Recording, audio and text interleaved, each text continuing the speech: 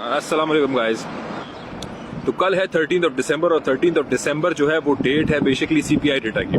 तो अगर आप यूएई के अंदर है तो 5:30 PM और अगर आप यूएस के अंदर है तो 8:30 AM ये टाइम है सीपीआई डेटा का। अब सीपीआई डेटा होता है inflation data, consumer price index. अगर तो ये डेटा एक्सपेक्टेशन से ज्यादा आया तो मार्केट होगी डंप और अगर एक्सपेक्टेशन से कम आया तो मार्केट लेगी एक छोटा सा पंप। अब असल में होगा क्या, देखें, ऑफ कोर्स एक्सपेक्टेशन से तो थोड़ा ही कमी आएगा क्योंकि एक्सपेक्टेशन जो है वो लास्ट टाइम 0.4% उसको हमने मिस किया था और लास्ट टाइम 0.4% हम नीचे थे और इस दफा अगर 0.4 नहीं तो 0.1 या 0.2 या पॉइंट समथिंग हम लोग उससे नीचे होंगे। तो ये तो है, लेकिन आपने ये याद रखना है कि इन्फ्लेशन एक इंडिकेटर है और जो असल चीज है जिसके ऊपर नजर होनी चाहिए वो है एक्चुअली आपका इंटरेस्ट रेट डिसीजन, जो कि अगले दिन 14th ऑफ दिसंबर को होने वाला है। अब इंटरेस्ट रेट डिसीजन में इन्होंने क्या फैसला करना है, असल चीज ये है, अभी फिलहाल मार्केट फैक्टर इन कर रही है 0.5% इंटरेस्ट रेट को कि अगर 0.5% इंटरेस्ट रेट बढ़ेगा तो मार्केट ऑलरेडी उसको फैक्टर इन कर चुकी है या फैक्टर इन कर रही है, मतलब मार्केट को फर्क नहीं पड़ेगा, डंप नहीं होगी। लेकिन अगर तो इन्होंने 0.75% बढ़ाया तो मार्केट डंप होगी और बिल्कुल इसका उलट अगर इन्होंने 0.25% बढ़ाया तो मार्केट जो है वो एक शॉर्ट पंप ले सकती है।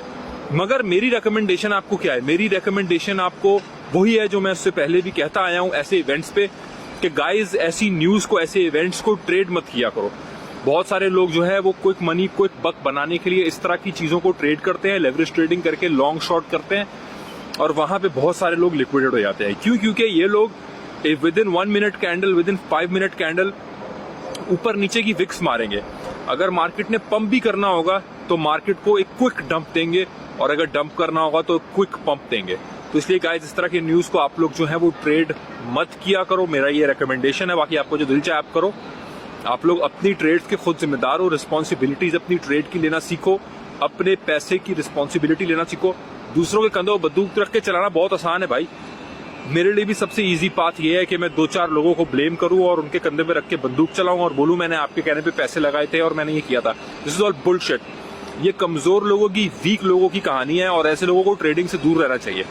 क्रिप्टो के अंदर सिर्फ उस इंसान को आना चाहिए जो जानता हो रिस्पॉन्सिबिलिटी अपने पैसों की लेने का और जिसको अच्छे से पता हो कि he is completely responsible for making money and for losing money. अगर तुम्हारे पैसे बनते हैं, मुझे 1 रुपया नहीं चाहिए, और अगर आपके पैसे नहीं बनते तो आपको पेशेंटली वेट करना चाहिए।